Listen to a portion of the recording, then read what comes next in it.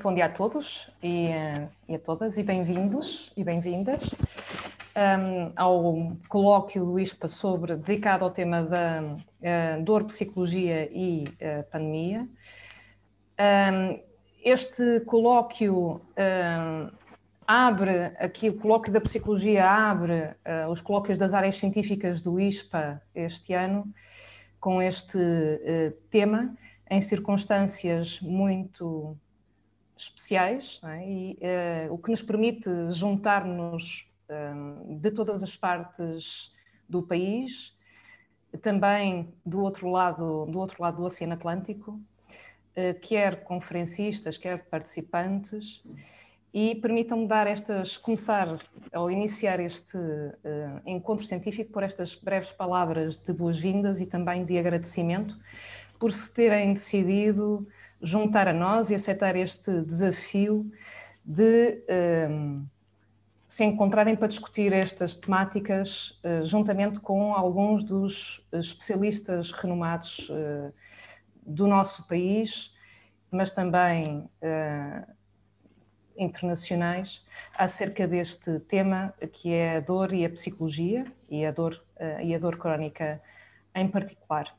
Eu queria começar por agradecer, antes de mais, à própria instituição, ao ISPA, que acolhe este colóquio, e antes de mais agradecer à reitoria e desde logo à professora Isabel Leal, a nossa excelentíssima reitora que está hoje aqui connosco neste momento de abertura, pelo incentivo e continuado suporte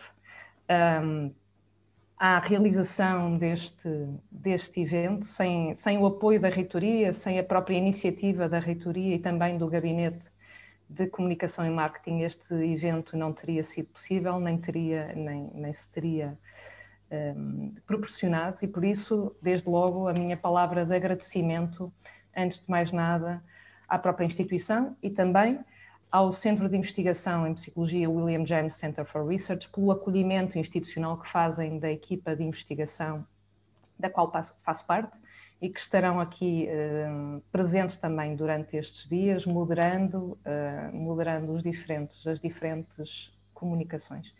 Ao longo destes 2 dias nós vamos discutir vários temas, desde os desafios que se colocam atualmente à gestão e ao controlo da dor, ao tratamento da dor, aos contributos que a psicologia e a intervenção psicológica pode dar para a compreensão do problema da dor, mas também para uma mais eficaz intervenção junto das pessoas com dor e, em particular, junto das pessoas com dor crónica. E depois discutiremos também alguns resultados mais recentes de investigação que se tem vindo a fazer de ponta, que se tem vindo a fazer no nosso país, mas também em Espanha e também nos Estados Unidos, portanto, a nível internacional. Tanto mais importante é discutir estas temáticas quanto este é um problema, a dor é um problema que afeta a quase todos nós, e a dor crónica é um problema que afeta cerca de 1/3 da população adulta mundial e que tem sérios impactos socioeconómicos, mas também pessoais, interpessoais, familiares. Daí que a discussão desta temática, que nos permitirá certamente, no final deste colóquio, voltar para os nossos contextos profissionais e procurar intervir da forma mais eficaz, será também um contributo, penso eu, para dar conta deste desafio que é tratar, controlar, gerir, mais do que tratar e controlar, gerir a dor e a dor crónica. É um evento ao qual se juntam mais uma vez as minhas boas-vindas e agradecimento por aceitarem este desafio. Juntam-se mais de 300 participantes de Portugal e do Brasil e de outros países também, e que vão abrilhantar com a sua presença este evento, mas também permitir certamente nos momentos de discussão que se seguirão a cada uma das sessões, permitir o aprofundamento destas temáticas. E sem mais delongas, passo a palavra à nossa excelentíssima reitora, a professora Isabel Leal, para as suas palavras de abertura e boas-vindas. Olá, muito bom dia. Muito obrigada, Alexandra. Muito bom dia enfim, eu não estou no ISPA, parece que estou, para quem conhece o ISPA, enfim, esta imagem de fundo é uma imagem, é um lindíssimo fresco de uma langatana que decora o nosso auditório, um dos nossos auditórios, e eu tenho esse propósito para fazer de conta, enfim, fazemos muito de conta neste tempo, que vos estou a receber no ISPA, que era onde estaríamos eventualmente, se tal fosse possível. Mas mesmo não sendo possível, é possível os recursos do ISPA ajudarem a organizar este evento. Como a professora Alexandra já disse, no ISPA fazemos anualmente vários colóquios de psicologia, de biociências, de educação, que são as áreas em que damos formação, e a psicologia tem uma centralidade, enfim, na história, na já longa história do ISPA, quase 60 anos, e, portanto, faz sentido que comecemos os colóquios deste ano por um colóquio em psicologia. Particularmente este, que à psicologia liga especificamente a dor. A dor é um tema, como a Alexandra estava a dizer, e como, enfim, todos que estão aqui e estão interessados no tema, senão não estariam, nos diz respeito a todos e cada um de nós, por um lado, e no caso do ISPA, diz também respeito no sentido que é um tema a que investigamos e faz parte, enfim, dos nossos projetos e dos nossos interesses. E, portanto, juntando exatamente estas duas coisas, que é um assunto de todos os dias para muitos de nós, quer pessoalmente, quer na nossa prática de relação com os outros e o atendimento e a nossa disponibilidade enquanto psicólogos, faz todo o sentido construir um evento que tem a dimensão deste, porque já, enfim, tem uma dimensão razoável, e abrir os colóquios deste ano com este tema. Enfim, fazendo uma brincadeira com a professora Alexandra, que dizia, bom, as pessoas não aderem muito a este tema, parece que se enganava, Alexandra, parece que afinal as pessoas aderem mesmo e têm interesse por todas as razões que fazem nesse sentido. Portanto, eu queria apenas, é isso que me compete, dar-vos as boas-vindas ao ISPA Virtual, desejar hoje e amanhã ótimos, enfim, um dia e meio de trabalho, não é? Com conferencistas, como já foi dito, de renome, e pessoas que são muito conhecedoras, interessadas e, portanto, com quem sabe bem aprender e partilhar conhecimentos. Queria, muito especialmente, permitem-me fazer isto, agradecer à professora Alexandra Valente, que é uma investigadora, que é a investigadora do tema, e ao professor Paz Ribeiro, que estão na comissão organizadora deste evento, aos meus colegas que estão na comissão científica e vão estar disponíveis durante todo o evento para acompanhar os oradores, moderar mesas, ajudar na construção, enfim, do programa. Agradecer também ao Gabinete de Comunicação do ISPA, que fez um excelente trabalho, que penso que podem aceder a ele com facilidade, que tem que ver com o facto de terem programas, resumos. Espero que corra tudo muito bem, que as entradas nas salas ocorram com tranquilidade e que considerem que este VMA seja de facto proveitoso e interessante. Desejo a todos muito bom dias de trabalho e um excelente colóquio. Até outra oportunidade aqui no ISPA, espero que não virtual. Muito obrigada. Alexandra. Muito obrigada, professora Isabel. Só antes de encerrarmos este momento de encerramento, fazer minhas as palavras da professora Isabel no desejo de um bom colóquio. de 2 dias e dizer que espero encontrar-vos de novo aqui num próximo momento. Que esperamos ser no próximo ano, muito dedicado a este tema, que esperamos ser no próximo ano, já em outras circunstâncias. E relembrar que este evento está a ser transmitido em direto para as redes sociais do ISPA, nomeadamente para o Facebook. Portanto, as boas-vindas também a todos aqueles que, não se podendo ter inscrito no evento e juntar-se a nós através do Zoom, nos seguem através das redes sociais do ISPA. E sem mais delongas, então encerramos este momento de boas-vindas e de abertura e damos entrada naquilo que é o nosso primeiro tema de discussão deste dia e meio. E nesse sentido, apresentar-vos o Dr. Filipe Antunes, a quem desde já apresento os nossos agradecimentos e os meus agradecimentos por ter aceito juntar-se a nós e em representação de si próprio, da sua própria experiência e também da Associação Portuguesa para o Estudador.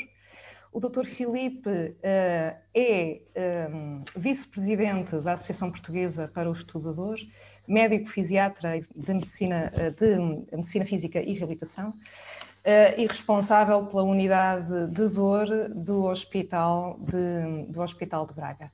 Hoje traz-nos um tema que pretende contextualizar-nos daquilo que é a problemática da dor e, com um particular enfoque para o problema da dor em Portugal. Dor, realidades, respostas e desafios em Portugal. Dar só uma instrução que peço-vos desculpa, mas realmente não estou muito habituada a estes encontros feitos neste contexto virtual e só dar-vos esta chega que as perguntas e comentários que queiram fazer poderão fazê-lo no final da comunicação. Haverá então esse tempo, esses 10 minutos mais ou menos para discussão, para perguntas e respostas. E sem mais delongas então, Dr. Filipe, muito obrigada. Muito bom dia a todos. Antes de mais, gostava de agradecer à professora Alexandre Valente o convite que fez à APED, também agradecer à professora Isabel Leal as palavras que teve na introdução deste evento e, de facto, dizer que a dor é uma realidade que nos atravessa enquanto sociedade. Quem de nós já não teve a sua dor? E eu venho aqui, de alguma forma, mostrar aquilo que é o que se passa em Portugal numa perspectiva da Associação Portuguesa para o Estudador e um bocadinho numa visão pessoal de alguém que nos últimos 15, 16 anos se tem dedicado à dor, particularmente à dor crónica, porque sim, a dor crónica é que é uma doença, é que é um síndrome, a dor aguda será apenas um sintoma, aquilo que nos faz ir a um serviço de urgência, a uma procura de algum cuidado de serviço de saúde, mas de facto depois é a dor crónica que se estabelece enquanto doença, enquanto sociedade, e é ela que tem as suas repercussões socioeconómicas, psicológicas, físicas, e que de facto eu venho aqui mostrar aquilo que me parece serem o momento atual e quais são os desafios que depois irei explanar um bocadinho mais para a frente na minha apresentação.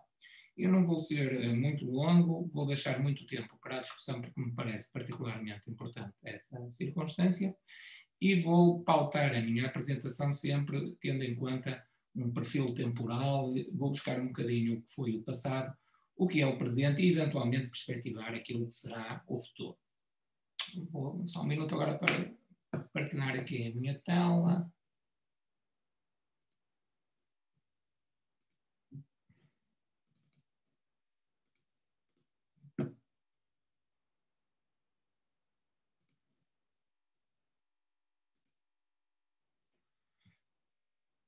Penso que está ok.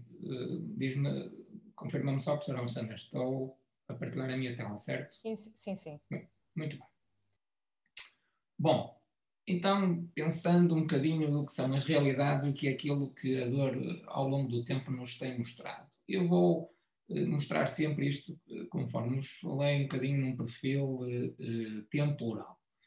E dentro das publicações que foram feitas em Portugal e que me parecem ter particular importância, vou buscar esta de 2011, publicada pelo professor Miguel Gouveia, então professor na Escola de Economia da Universidade Católica, que foi de alguma forma ver o impacto económico que a dor crónica poderia ter em Portugal. E nesse estudo chegou à conclusão que em média 6 dias por ano eram perdidas para os homens, em média, para o seu trabalho, e as mulheres teriam um bocadinho pouco mais, cerca de 2 semanas por ano que faltariam por causa desta circunstância. Isto refletiu-se em 2010 num valor aproximado só para a dor em custos diretos relativamente, e pensando só apenas na coluna vertebral e na patologia musculoesquelética, em cerca de 738 milhões de euros. Se fôssemos buscar um bocadinho outros custos indiretos, para a incapacidade, para o trabalho e para o volume de emprego, então estes valores atingiam valores significativos, e isto já em 2010. Em 2012, o professor Luís Filipe Azevedo, integrando um grupo de investigadores da Faculdade de Medicina da Universidade de Porto, publicou aquilo que é até hoje o estudo validado, publicado, sobre os valores da prevalência da dor crónica em Portugal. E chegou nessa altura a uma conclusão que este estudo foi um estudo feito por entrevistas telefónicas, cerca de 5.000 entrevistas telefónicas, que decorreu em 2011, mas depois foi publicado em 2012, e este valor que atingimos aqui de 36,7 era um valor muito semelhante aos valores que encontramos no mundo ocidental e particularmente na Europa. Neste mesmo estudo, do professor Luís Filipe Azevedo, para além do valor de prevalência da dor crónica, cerca de 17% tinham uma dor contínua, persistente ao longo do dia, ao longo da semana, ao longo do ano, e cerca de 14% tinham uma dor que cotava como moderada a intensa. Quando se foi tentar perceber que razões é que justificavam, que segmentos anatómicos é que justificavam essa dor, que etiologias, que diagnósticos, não era muito diferente daquilo que sabíamos da Europa Ocidental, do mundo mais ocidental, em que de facto a patologia musculoesquelética, particularmente a patologia da coluna vertebral, tinha um valor muito significativo e quase respondia por 50% da prevalência da dor crónica. Eu destaquei aqui um bocadinho aquilo que é a dor oncológica. Isto faz-nos pensar muito bem sobre o que é a realidade da dor na sociedade e até a realidade da dor em termos hospitalares. Aqui com uma pequena nota que de facto o doente oncológico perspectiva a sua vida em múltiplas facetas, em múltiplas circunstâncias, e portanto a dor é apenas mais um componente desta circunstância. Enquanto na patologia musculoesquelética, de facto, focamos muito as nossas queixas na sintomatologia dolorosa. Continuando no mesmo estudo, porque de facto é um estudo importante e que caracteriza muito a população portuguesa, chamaram a atenção só que já nesta altura a dor crónica era a segunda patologia mais prevalente em Portugal, apenas com a hipertensão como mais prevalente, digamos assim. Este estudo é importante porque eu vou passar agora aqui à frente mais 2 ou 3 dados onde esta circunstância de facto ao longo do tempo mudou ligeiramente. Em 2014, uma associação aqui com o professor Luís Filipe Azevedo e o professor José Manuel Castro Lopes, tirando o partido dos dados que tinham sido compilados para o estudo anterior, de estudo da epidemiologia, foi ver também o impacto económico que esta circunstância poderia ter. E, portanto, estamos a pensar em 2014, mas com dados de 2011. E, se pensarmos bem aqui nos custos diretos e indiretos, a dor já era responsável por quase 3% do produto interno bruto de Portugal.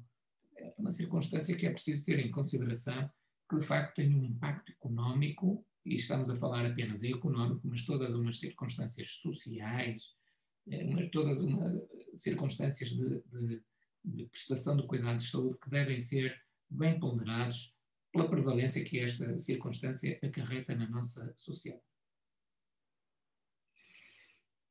Em 2016, porque isto é uma edição de 2016 do Inquérito Nacional de Saúde, realizado em 2014, temos aqui uma pequena alteração. É que, de facto, a patologia lombar, a dor lombar, passou a ser a doença mais prevalente em Portugal.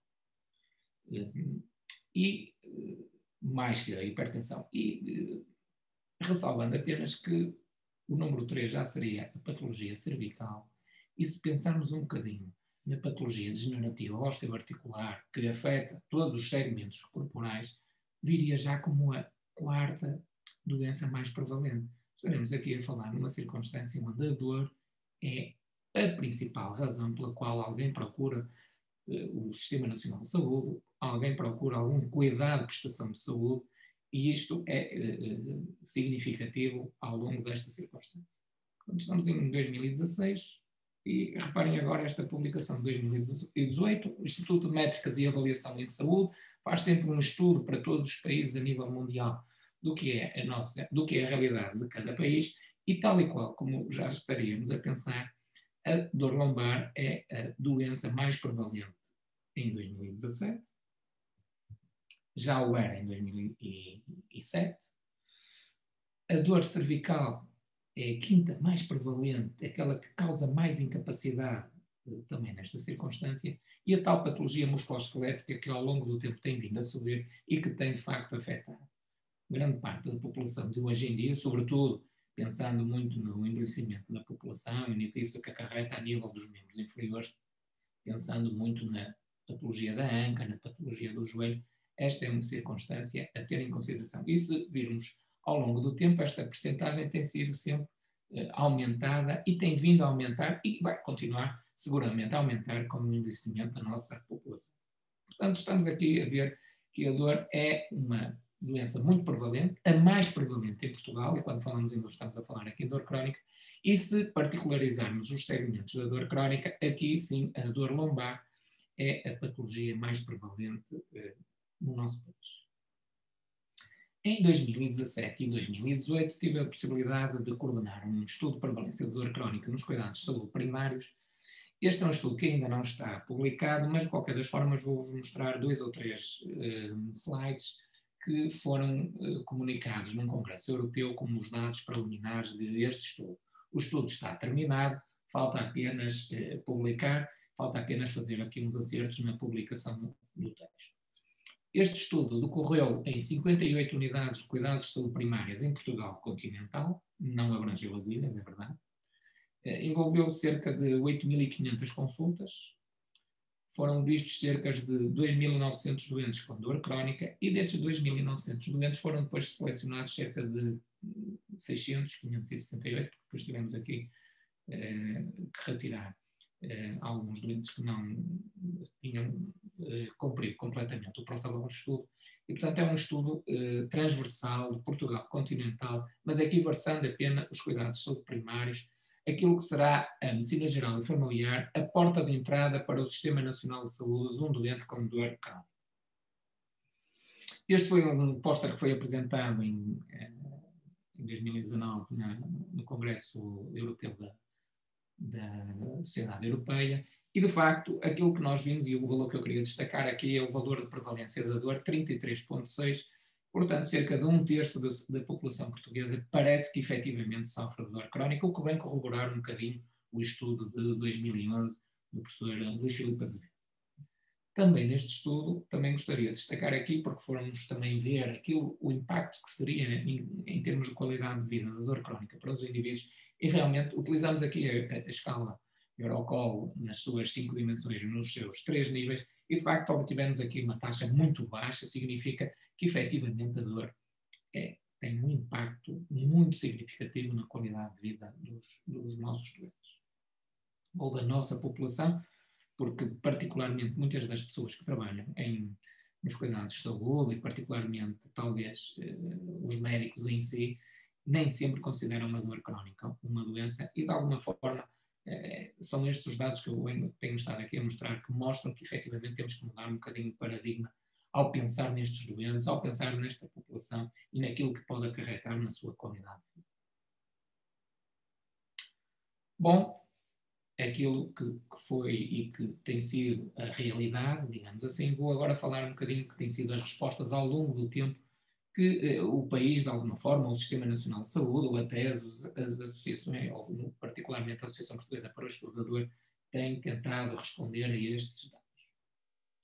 Vou buscar aqui um bocadinho atrás e outra vez, pensando numa perspectiva temporal, chamar a atenção aqui para John Bonica, realmente um grande mestre, grande pai da medicina da dor, anestesiologista, que depois nos pôs todos a pensar na dor como uma doença, na necessidade de prestar cuidados em termos de prestação de cuidados para este tipo de doentes. Isto fez que em 1978 o IPO de Lisboa tivesse, de facto, criado a primeira unidade de dor.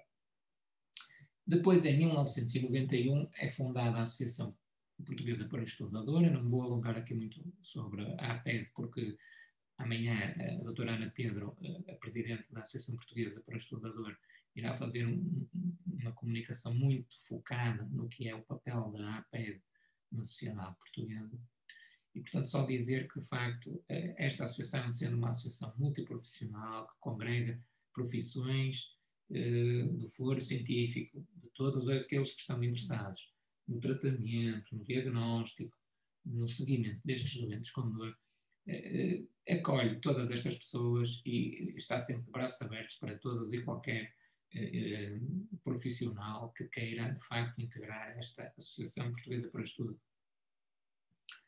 Mas ao longo do tempo foram feitas sempre algumas iniciativas, eu não vou estar aqui a destacar uma a uma, mas vou sempre pautar aqueles anos ou aquelas notas que me parecem mais importantes.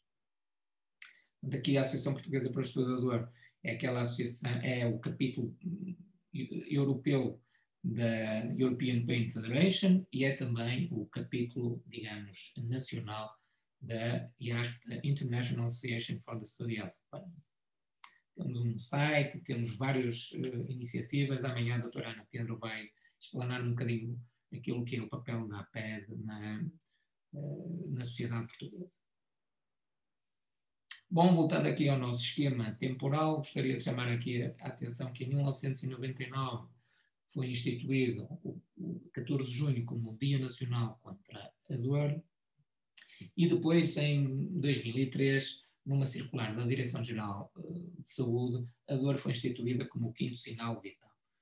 Particularmente não será um sinal, não será um sintoma, causou aqui alguma polémica esta circunstância, mas de facto há de ser considerada como uma realidade a ter em consideração do que não ser. E isto vinha um bocadinho naquela circunstância que ensinava muito aos profissionais da medicina, da área da enfermagem ou até da área técnica da saúde, em que existem os 4 sinais cardinais e que o 5º sinal devia ser a dor, que devia ser avaliado diariamente em todos os nossos doentes, em todas aquelas pessoas que estão internadas e que necessitam de cuidados de saúde. Depois, em 2010, a Associação Portuguesa para o Estudo da Dor também, juntamente com quase todos os países a nível mundial, assinou a Declaração de Montreal. E a Declaração de Montreal é particularmente importante porque considera a dor como um direito humano fundamental. E se é um direito humano fundamental, cabe a cada um de nós, enquanto cidadão, enquanto pessoa, ter em consideração esta circunstância e com, obviamente, responsabilidades acrescidas para quem trata e para quem cuida deste tipo de doenças. Portanto, devemos ter em consideração ser um direito humano fundamental, portanto, deve ser sempre e estar presente na nossa atividade, na nossa prática enquanto profissional. Em 2008, a Direção-Geral de Saúde publica aquilo que seria o 2º Programa Nacional de Controlo da Dor. Isto foi feito ao longo do tempo. Depois, em 2013, publicou o Plano Estratégico Nacional para a Prevenção e Controlo da Dor. E, em 2017, o último programa que está aprovado e publicado é o Programa Nacional para a Prevenção e Controlo da Dor. Devia ter uma periodicidade de 3 anos, portanto terá acabado em 2020, mas esta circunstância da pandemia, juntamente com outro tipo de circunstâncias, fez com que, de facto, ainda não haja um programa nacional de luta contra a dor atualizado, pelo que vou apresentar aqui um bocadinho aquilo que é o programa que eventualmente ainda está em curso, ainda que com uma caducidade já marcada. Este plano estratégico focava 5 princípios orientadores. a subjetividade da dor. Isso é insufismável, cada um tem a sua dor. É por isso que é difícil ser objetivo nesta circunstância. É por isso que é difícil, particularmente, avaliar a intensidade da dor, avaliar a repercussão da dor. Portanto, muitos dos estudos que hoje em dia se fazem vão muito mais além da avaliação da intensidade da dor e muito mais pensando na repercussão que a dor tem no indivíduo, porque de facto cada um tem a sua dor. A dor como quinto sinal vital, chamando outra vez a atenção para a necessidade de estarmos sempre presentes e avaliarmos esta dor em todos os nossos utentes, em todos os nossos doentes. O direito ao controle da dor, porque se realmente a dor é um direito fundamental, é um direito humano fundamental, de facto também há um direito insufismável ao controle da dor e, portanto, todo o indivíduo tem, de facto, esse direito de tentar aliviar o seu sofrimento, a sua dor. Depois há o outro lado da balança, o outro lado da perspectiva, a dor enquanto um dever do controle por parte do profissional de saúde, quer ele seja médico, quer ele seja enfermeiro, quer ele seja psicólogo, quer ele seja técnico. De facto, quem trabalha em dor, e não só quem não trabalha em dor, eu diria mesmo quem trabalha em saúde, deve ter sempre este dever em mente. E depois o tratamento diferenciado da dor, que de facto o plano deve ser sempre individualizado, porque se cada um tem a sua dor, e cada dor é muito própria e intrínseca a cada indivíduo e a cada pessoa, pois obviamente este plano deve ser muito individualizado. O plano estratégico também tinha 5 eixos de intervenção. E nestes 5 eixos de intervenção foram focados alguns grupos específicos, particularmente a criança e o idoso, pelas suas particularidades, pelas suas dificuldades em objetivar a dor neste tipo de população. E também o doente crítico, o doente que está internado nos cuidados intensivos, também com as mesmas circunstâncias, onde aqui teremos que, obviamente, pensar muito numa dor mais com objetivação fisiológica do que propriamente na sua individualidade e com um caráter psicológico, até porque o indivíduo em estado crítico está, obviamente, inconsciente, está ligado a uma máquina, e aqui provavelmente também terá dor, e teremos que ver esta circunstância da forma como a devemos verdadeiramente objetivar. Depois, outro dos eixos de intervenção importante é a organização das estruturas diferenciadas para o tratamento da dor crónica, particularmente pensando aqui na necessidade de criar unidades de dor crónica, e que isto vai depois fazer com que eu tenha uma reflexão final relativamente a esta circunstância. Esta é um eixo que estava vertido em 2017, era uma norma e uma NOC que está em discussão na Direção-Geral de Saúde desde 2017, que de facto está feita, mas não está publicada. Isto faz-nos pensar que de facto não será só a pandemia que justifica esta circunstância, mas talvez outro tipo de circunstâncias que nos passe um bocadinho ao lado, e só quem está dentro deste tipo de organizações, com o seu peso burocrático, com os seus interesses, do ponto de vista económicos, políticos, eventualmente com outro tipo de circunstâncias, faz justificar com que esta norma de orientação clínica ainda não esteja publicada. Isto faz também pensar na revisão e na monitorização de orientações técnicas, porque a Direção-Geral de Saúde é que é responsável pela publicação das tais normas de orientação e que foi pautando ao longo da sua existência uma ou outra vez a dor na sua intervenção. Já são normas com alguns anos e que não foram revistas, e havia necessidade de fazer esta circunstância. Depois, os 2 últimos eixos de intervenção será a formação. Isto é uma tecla particularmente, ou é uma circunstância particularmente importante para a Associação para o Estudo da Dor. Também, eu também posso dizer isso, porque também faço parte do Colégio de Medicina da Dor na Ordem dos Médicos, é também uma das circunstâncias que temos muito em cima da mesa, mas também, e obviamente, aqui teremos que pensar não só em termos de Ministério da Saúde, mas também Ministério da Educação, com os institutos, com as universidades, com as escolas, e abrir aqui um certo espaço. E parece-me que vai haver este espaço não conheço muito bem a realidade das outras escolas fora do contexto da medicina, mas posso-vos dizer que relativamente à medicina, isto parece que está a mudar. A Universidade do Minho tem em carteira, digamos assim,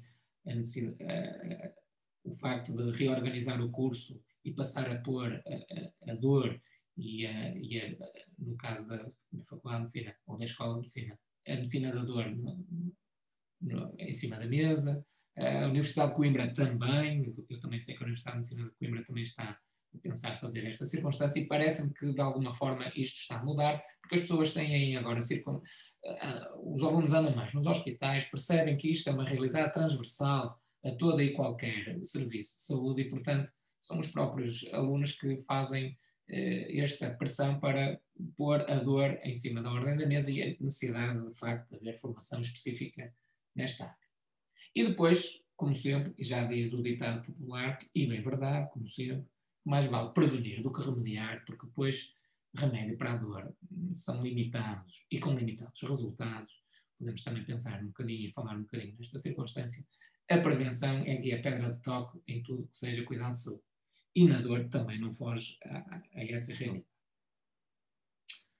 Bom, e então o que eu acho que do que são as realidades, do que são as respostas, ou que foram as respostas ao longo do dia, que desafios é que eu acho que particularmente se podem pôr hoje, 16 de abril de 2021, em cima da mesa?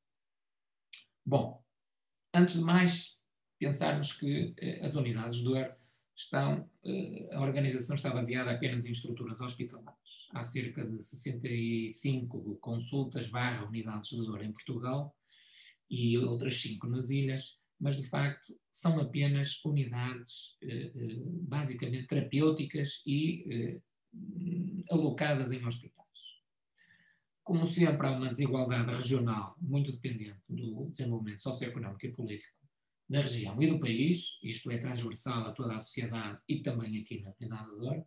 Em Portugal há uma gritante desequilíbrio entre o que é as unidades, ou o que são as unidades de dor implementadas no litoral, muitas, e no interior quase nenhuma.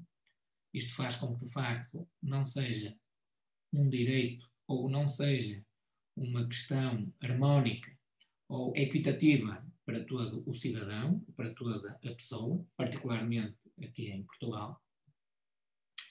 As unidades de dor são excessivamente dependentes da especialidade da anestesiologia. Destas cerca de 70 unidades de dor, eu diria que quase todas, para não dizer 95%, ou são cerca de 95%, estão dependentes dos serviços da anestesiologia.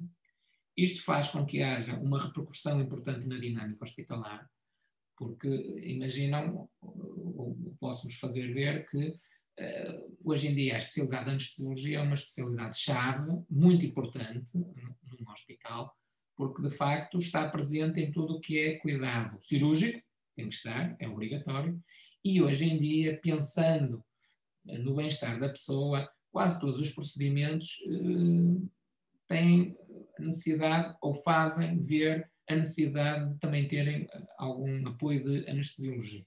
Portanto, os anestesistas não conseguem chegar a todos os pontos, são muito recrutados a nível hospitalar e acabam por depois a dor ser apenas, ou a dor crónica, ou a unidade de dor crónica ser apenas uma pequena parcela do seu trabalho, porque as próprias administrações hospitalares preferem ver, até porque do ponto de vista de retorno económico é mais importante isso na produção cirúrgica do que propriamente numa perspectiva de consultadoria ou de consulta ou de apoio ao utente que procura o hospital numa perspectiva de marcação temporal, de consulta, e que de facto depois não dá logo o retorno económico devido ao hospital.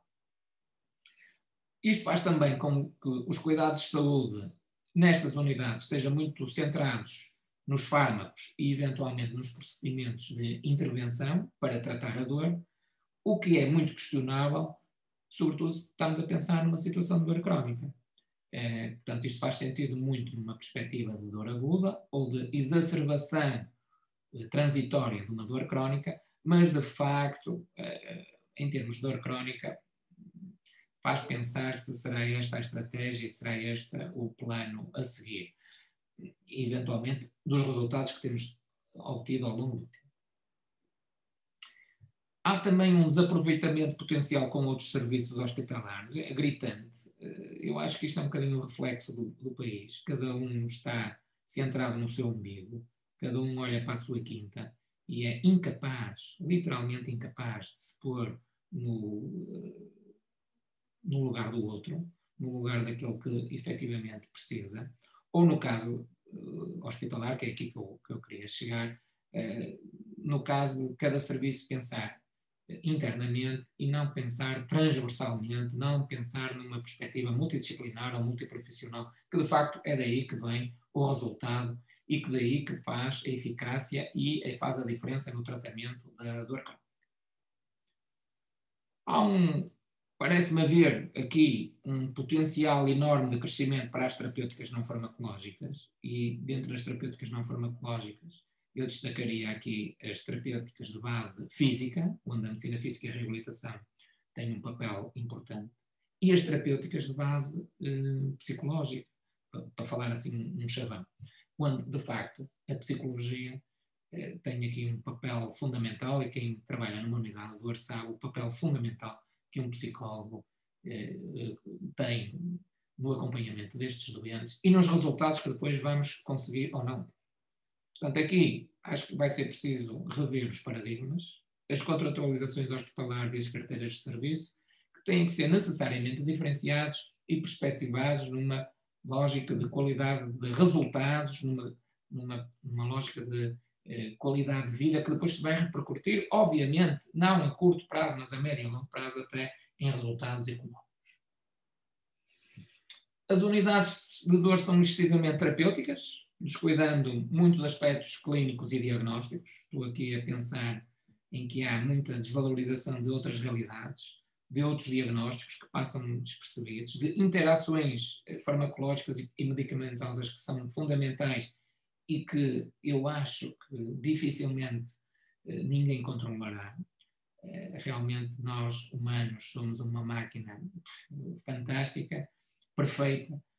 Achamos, depois nós, médicos, particularmente médicos, aqui vou ser um bocadinho crítico, que somos os salvadores da pátria, digamos assim, que conseguimos resolver toda a circunstância e depois nem temos em consideração que a parte bioquímica, a parte molecular pode fazer a diferença e que nos vai escapar a olho nu ao olho do clínico que acha que resolve toda esta circunstância. Aqui também acho que nas unidades de dor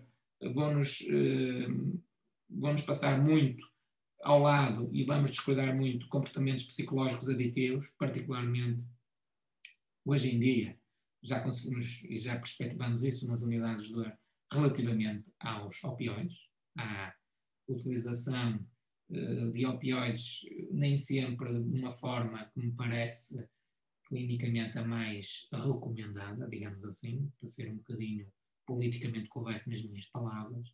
Também outras perspectivas que nos passam muito ao lado, porque a circunstância de fazermos uma consulta em determinado tempo vai nos fazer passar ao lado muito do que é a realidade social, psicológica do indivíduo. Perspectiva, estou a falar aqui, dei aqui o exemplo do luto, mas posso pensar também no outro lado da questão, a perspectiva de ganho relativamente à sociedade, sei lá, por exemplo, com a procura de um relatório, procura de ser reformado ou não trabalhar, também pode ser uma perspectiva a ter em consideração.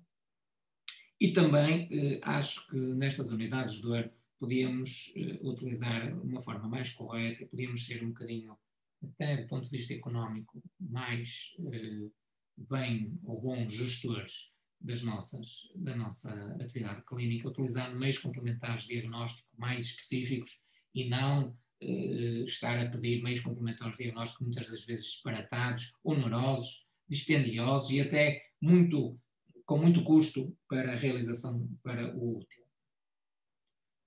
Parece-me gritante esta circunstância, estou a falar aqui particularmente para os psicólogos, mas há um déficit de apoio psicológico nas unidades de dor gritante, porque na realidade que conheço haverá 2 ou 3 unidades de dor que têm psicólogos a trabalhar a tempo inteiro para a unidade de dor. Em quase todas as circunstâncias, os psicólogos que dão apoio à unidade de dor dão apoio à unidade de dor, mas também dão apoio à psiquiatria, dão apoio ao luto, dão apoio à interrupção voluntária da gravidez, dão apoio ao doente oncológico e, portanto, se eu acho que já nós, enquanto médicos, temos pouco tempo, eu faço ideia, de facto, do que é ser ou do que é trabalhar num hospital para um psicólogo, onde vai ter que se desfazer em várias circunstâncias e vários tipos de respostas que têm que ser dadas. Aqui tenho que dizer que, ainda assim, as pessoas e os psicólogos que estão a trabalhar nas unidades de dor são bastante sensíveis a esta circunstância, fazem um trabalho muito louvável, têm um potencial para trabalhar muito grande, mas, claro, o tempo é dinheiro, nem sempre isso é visto, e se fosse perspectivado numa situação a médio ou longo prazo, eu acho que facilmente se conseguiria comprovar que esta necessidade de termos psicólogos a tempo inteiro nas unidades de dor ou vocacionados para a dor ia ser, de facto, uma atividade muito rentável, porque os resultados iam ser necessariamente muito diferentes e diferenciados. Depois há nitidamente um déficit de interação com os cuidados primários, outra vez a história das quintinhas, do seu umbigo. Os cuidados de saúde primários trabalham um bocadinho em rede para eles, os cuidados de saúde hospitalares trabalham internamente para o hospital, e, portanto, há aqui uma necessidade de rentabilizar redes de referenciação. Fazer uma rede de referenciação em medicina da dor parece-me particularmente importante, para não haver duplicação, para não haver opções terapêuticas que são repetidas, meios complementares diagnósticos que são realizados e que são estapafúrdios ou que são absolutamente desnecessários, e, portanto, podemos muito melhor agilizar meios e, às vezes, não estar a desperdiçar energias e tempo noutras circunstâncias. E, finalmente, aquilo que me parece fundamental em toda esta circunstância, porque a dor é muito individualizada, a dor, cada um tem a sua, é muito subjetiva, há um déficit de avaliação funcional e da qualidade de vida. Portanto, hoje em dia foca-se muito a intensidade da dor.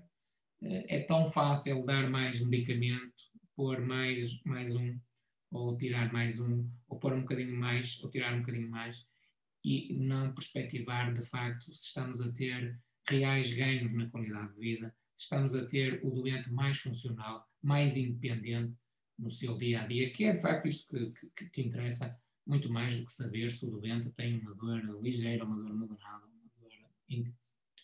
Terminaria exatamente em função desta minha última perspectiva, deste meu último desafio, que, de facto, tratar doenças é completamente diferente de tratar doenças.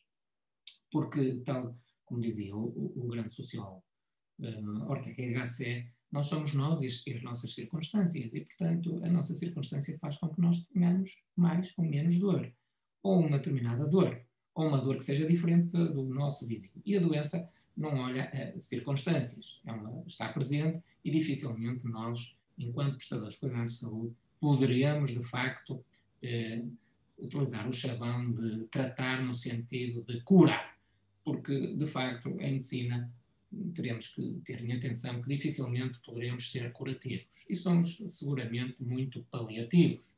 Devemos, acima de tudo, cuidar, e cuidar a pessoa é isso que faz a diferença, e é isso que eu acho importante, e é isso que eu acho significativo, ter em consideração esta circunstância, que a dor crónica atravessa todo e qualquer indivíduo, atravessa toda e qualquer sociedade, e é esta a situação que eu gostava de vos pôr em cima da mesa, felicitando, de qualquer das formas, o professor Alexandre Valente e o ISPA por ter chamado à equação este tema tão importante na nossa vivência. Muito obrigado pela vossa apresentação. Estou ao dispor para responder a toda e qualquer resposta que queiram fazer. Muito obrigada, Dr. Filipe, pela brilhante apresentação e pela brilhante contextualização do problema da dor e dos desafios que se colocam. Estamos então abertos a algumas perguntas, basta levantarem a mão aqui no nosso bate-papo, tem ali, ou nas reações ou nos participantes, 3 pontinhos que permitem levantar a mão. E então temos tempo para 2 perguntas e eu passo então a palavra ao Armando Almeida para algumas palavras. Peço que ative o seu som e certo. A palavra é sua. Obrigado. Filipe, excelente apanhado geral do passado e do estado atual. Gostei muito de te ouvir, como sempre, aliás. Olha, uma questão só, tendo em conta, e pensava que poderias eventualmente falar nisso, mas é uma situação relativamente nova e por isso, em relação à questão do Covid, de que maneira é que tu sentes que a dor pode ser afetada ou pode influenciar o tipo de pacientes que possa chegar às unidades? Ou que, neste caso, que a unidade chega ao doente, deve ser mais assim. Exato. Armando, muito obrigado pelas tuas palavras. A história da pandemia e do Covid tem aqui uma circunstância. Eu vou falar um bocadinho como um médico que dá apoio a doentes internados com Covid, e é o caso. Aqui a dor acaba por ser um bocadinho passada para segundo plano, porque de facto, numa primeira fase há a perspectiva de sobrevivência, o doente crítico, o doente que precisou de ventilador, e depois na segunda fase, naquele doente que de facto conseguiu ultrapassar esta circunstância, é a fadiga e o descondicionamento cardiovascular que marca muito este indivíduo. O indivíduo nem se consegue pôr a pé, portanto, porque fica completamente descondicionado. E aqui a dor não será particular, a dor, vamos falar assim, dor física, não será particularmente uma circunstância a ter em consideração. Mas agora vou falar como médico na unidade de dor, e isso faz-me pensar 2 ou 3 reflexões. Nós, durante a pandemia, tivemos que cancelar quase todas as consultas presenciais. Passamos para uma perspectiva de telechamada, digamos assim. Mas os hospitais, como não têm uma perspectiva visual, as chamadas foram quase todas feitas por telefone. E o que é que eu percebi? Quase nenhum doente gostou de receber uma chamada por telefone. Ou melhor, numa primeira fase ficou contente por ter sido lembrado por as pessoas me terem telefonado, mas depois o contacto visual que não teve foi... eu estou a falar aqui numa perspectiva meramente pessoal do que me parece que foi a realidade. O não ter o contacto pessoal marcou muito o doente. E, portanto, raro foi aquele doente que conseguiu controlar a dor. Este é um doente que tem necessidade de vir expor o seu problema, de vir falar com o médico, de vir falar com a enfermeira ou até de vir falar com um psicólogo. E, portanto, tem muita necessidade de vir ao hospital. E naquela primeira fase, o não ter vindo fez com que, quase sempre, quando estávamos a tentar ajudar estes doentes, depois ficávamos muito na nossa ajuda farmacológica, teríamos quase sempre, não conseguimos baixar a medicação, tivemos que a manter ou eventualmente até subir. Há um inquérito que foi feito nas unidades de dor e que também perspectiva muito isto, em que de facto os doentes não valorizaram muito esta circunstância, acharam que foram muito prejudicados por terem sido canceladas as consultas. O que eu acho é que este tipo de doentes vive muito uma perspectiva de isolamento e foca muito a sua dor no isolamento familiar, no isolamento social. E o facto de não ter vindo ao hospital e ter sido cancelada esta circunstância fez exacerbar um bocadinho esta situação. E, portanto, do ponto de vista não direto, mas do ponto de vista indireto, acabou por ter repercussões aqui na dor que qualquer um reporta. Obrigado. Obrigada, professora Armando. Temos tempo para mais uma pergunta.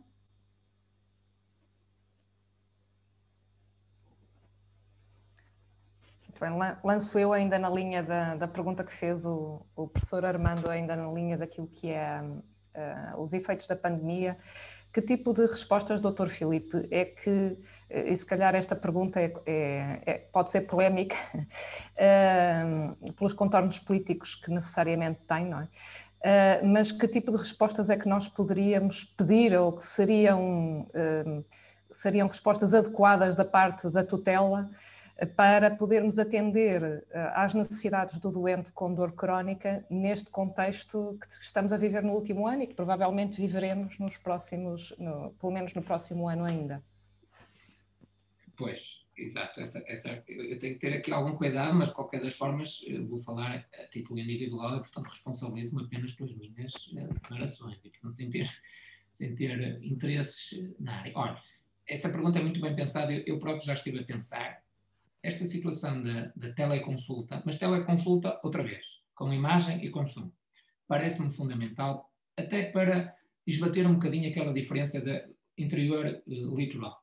E, portanto, quem vive, de facto, em Bragança, ou quem vive em Castelo Branco, ou no interior do Alentejo, não tem, de facto, esta facilidade em ter uma consulta, ou em aceder a um cuidado de saúde mais diferenciado. E, portanto, parece-me que aqui, particularmente em alguma circunstância, em que o tratamento seja muito baseado em termos farmacológicos, digamos assim, esta situação possa ser ultrapassada. Portanto, acho que há aqui um potencial para desenvolver no Sistema Nacional de Saúde a circunstância técnica do som e da imagem aliado à distância para tentar encurtar essa própria distância. Isso é uma coisa que eu acho que, aliás, o exemplo deste colóquio, o exemplo desta circunstância está a mostrar que, de facto, isto era impensável há uma série de anos e agora é uma realidade muito presente e estamos sempre a fazer isto, como disse. Em Portugal continental hoje estamos a ter assistentes de Portugal e além mar, além Atlântico, portanto é de facto uma situação em que é possível encurtar. E depois, como sempre, e isto parece-me até transversal, quando estava a fazer a pergunta, veio-me logo à cabeça, sempre que há uma catástrofe em Portugal, quer ele seja um acidente, quer ele seja um incêndio, ou uns incêndios, quer ele seja uma pandemia, as pessoas parece que percebem que é preciso o apoio psicológico, que é preciso ir buscar os psicólogos, que é preciso pôr os psicólogos em hospitais de campanha, no caso, falei dos incêndios, no caso dos desastres, se é um desastre de comboio, de avião, ou seja, tal e qual. A pandemia é um desastre.